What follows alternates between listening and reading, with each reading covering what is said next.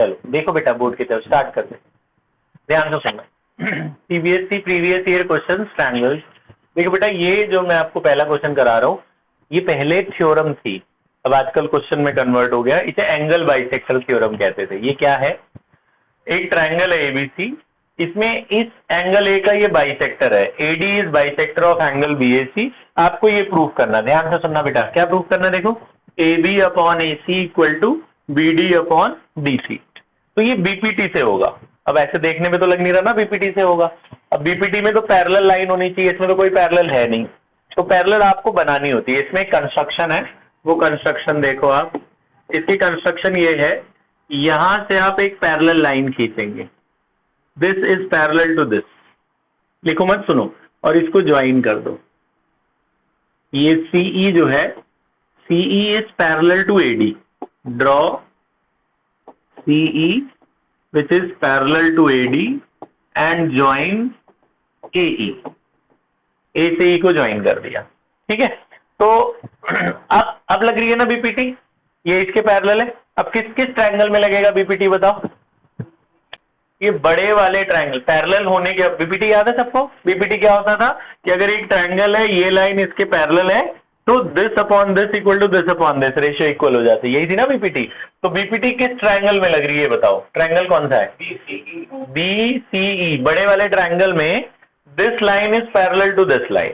तो आप जब प्रूफ स्टार्ट करोगे प्रूफ, तो बीपीटी लगाओ, कौन सा ट्रायंगल है, in triangle BCE this line is parallel to this line. कौन सी लाइन किसके पैरेलल है, AD is parallel to CE, तो बीपीटी क्या लगी बताओ, BA upon AE equal to BD upon DC, BA upon AE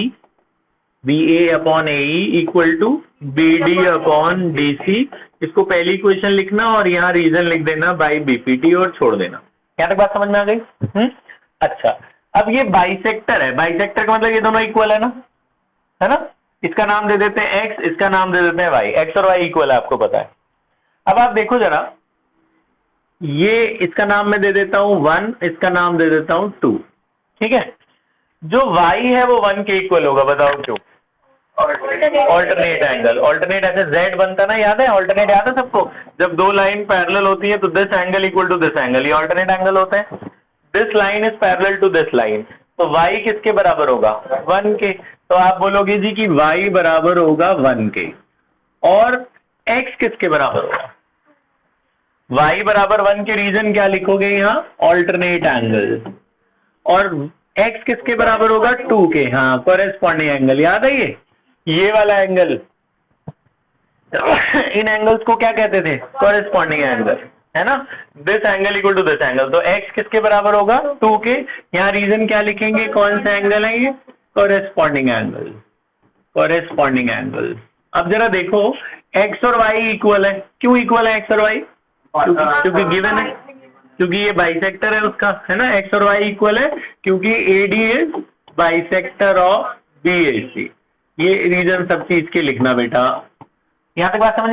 जब LHS इक्वल है x और y, तो RHS भी इक्वल हो गए ना। RHS कौन से इक्वल हो गए, 1 इक्वल टू 2, तो देयरफॉर एंगल 1 इक्वल टू 2। किसी ट्रायंगल में जब दो एंगल इक्वल, तो उसका क्या फायदा होता है, दो साइड इक्वल हो जाती है ना, ऑपोजिट साइड। तो इस ट्रायंगल में 1 और 2 इक्वल होने का क्या फायदा हुआ, AC किसके बराबर हो गया, AE के, तो AC बराबर हो गया AE के। यहाँ रीजन लिखोगे, side opposite to equal angles are equal, है ना। जब दो एंगल इक्वल तो दो साइड बराबर, AC किसके बराबर हो गया, AE के। बस हमारा प्रूफ हो गया। अब इसे उठा के इक्वेशन 1 में डाल देना, जहां AE है उसे हटाकर हम AC लिख देंगे इक्वेशन 1 में। तो इन इक्वेशन 1 यहाँ AE है ना, AE हटाकर AC लिख दो, AE और AC बराबर है, तो इक्वेशन 1 में क्या हो जाएगा देखो, BA अपॉन AE नहीं लिखूंगा अब मैं, AE किसके बराबर है, AC, तो BA upon AC equal to BD upon DC, equal to BD upon DC। देखो प्रूफ हो गया, BA अपॉन AC, BA लिखें AB लिखें एक ही बात है, AB upon AC equal to BD upon DC। क्या करना पड़ा, बस बीपीटी लगानी है, छोड़ देना है। उसके बाद ये प्रूव कर देना ये साइड इस साइड के बराबर है आइसोसेलेस ट्रायंगल में। जब ये दो साइड बराबर, तो AE हटाकर AC लिख देना, तो यहाँ बस AE हटाकर AC लिख देना, प्रूफ हो गया। अब क्वेश्चन नंबर 2 इसी का उल्टा है, कन्वर्स ऑफ दिस, ये एक थ्योरम थी। अब इसका उल्टा क्या होगा, दोबारा डायग्राम नहीं बना रहा हूं मैं, तुम दोबारा बना लेना। गिवन और टू प्रूव को उल्टा कर दो, जो गिवन है उसे टू प्रूव में कर दो, जो टू प्रूव है उसे गिवन में कर दो। मतलब इस बार इसमें दिया था एडी बाइसेक्टर है और ये रेशियो इक्वल करना था, इसका उल्टा क्या हुआ, रेशियो इक्वल है, बाइसेक्टर प्रूव करना है। तो ये दिया हुआ है, इस बार क्या गिवन है कि ए बी अपॉन, ये वाले जो हमने प्रूव किया ये दिया है, A B by A C equal to B D upon D C given है। आपको प्रूव करना है ए डी इज बाइसेक्टर, यानी आपको क्या प्रूव करना है, x is equal to y. आप कर लोगे सेम पूरा दोबारा ऐसे ही करना कंस्ट्रक्शन। देखो कैसे करोगे, ये इसके पैरेलल तो खींचोगे है ना। क्या करोगे प्रूफ में, वही ट्रायंगल लोगे, बड़ा वाला ट्रायंगल कौन सा है, B C E, in triangle B C E. पूरा डायग्राम दोबारा बनाना, कंस्ट्रक्शन करना, यहां तक फर्स्ट इक्वेशन तक सेम जाएगा।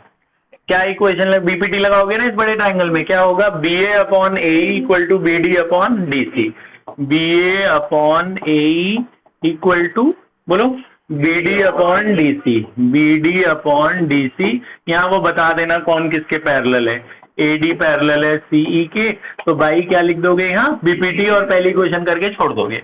अब जो गिवन है वो लिखो, जो गिवन है हमें वो लिखो। यहाँ क्या गिवन है, A B upon A C is equal to B D upon D C.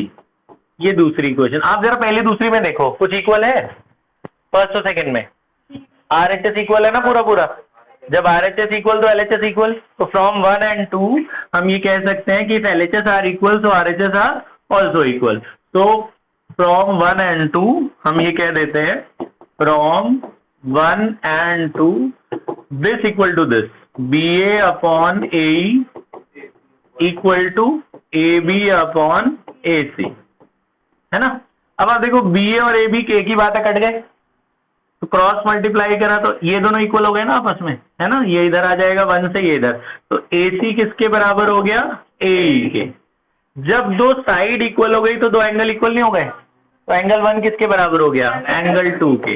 Angle 1 बराबर 2 के हो गया। यहाँ रीजन लिखोगे, angle opposite to equal sides are equal, 1 और 2 इक्वल हो गए। उसके पहले हमें पता है y किसके बराबर है, 1 के, तो y बराबर 1 के है। क्यों है 1 के बराबर, ऑल्टरनेट एंगल। और x किसके बराबर है, ये कॉरेस्पॉन्डिंग एंगल। और x और y बराबर है तो 1 और 2 भी तो बराबर। जब 1 और 2 बराबर है आपस में RHS, तो इसका क्या मतलब है, x किसके बराबर हो गया, y के। x बराबर y का रीजन क्या होगा, क्योंकि 1 और 2 इक्वल है, RHS इक्वल तो LHS भी इक्वल ना। तो जब x और y इक्वल हो गए तो बाइसेक्टर नहीं प्रूफ हो गया। आ रही बात समझ में, ठीक है। तो आप ये दोनों क्वेश्चंस को दोबारा से खुद करो बिना देखे, एक बार देख लो फिर खुद करो, पॉज कर दो।